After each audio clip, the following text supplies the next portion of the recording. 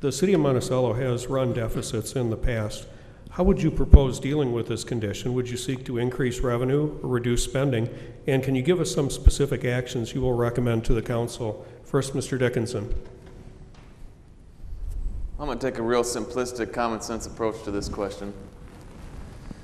I'm a small business owner, but more importantly, I actually balance my budget at home too. And when I don't have enough money to spend, I don't spend it. If I'm hungry and my choices are with my $10 to go out to eat or to stay at home and use the food I have in the cupboard, I use the food I have in the cupboard. So to increase taxes or to reduce spending, I would say yes. We need to do them both, and we need a comprehensive plan to do so correctly. And we need to spend the money that we are taking in correctly.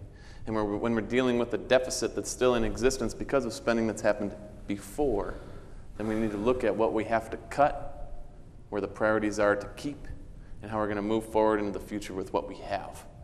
Not with what we think we might have, but what we really have right now. Thank you. Mr. Herbst.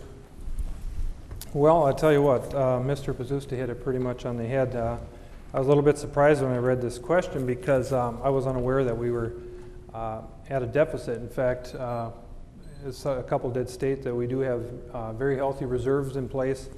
And the idea was 4 years ago, we decided what we were going to do is try to give some sort of break out there. Rather than keep pounding everyone with these higher taxes, we're going to try to go backwards a little bit, which is what we did. With 2 years in a row, we dropped our levy by $250,000 each year, so $500,000. In doing so, we knew we had different things coming forward. We were going to have some new stores online.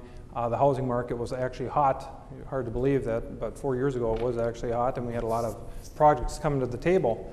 So we knew that what we could do is we could back up a little bit, spend on a little bit of our reserves, and then as everything came online, there'd be more people to help pay that levy. It's not really unfortunate, but the growth didn't show up. What I mean about it's not unfortunate is that we didn't spend down to a point that we're in any kind of trouble.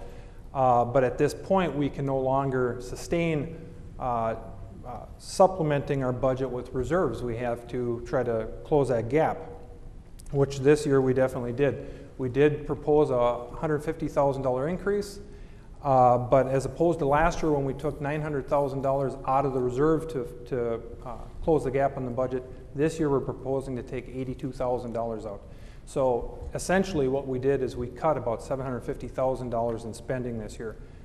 I don't think that's ever happened, at least not at that extent. So I think we're on the right path, and hopefully next year that will totally be closed. Great. Thank you.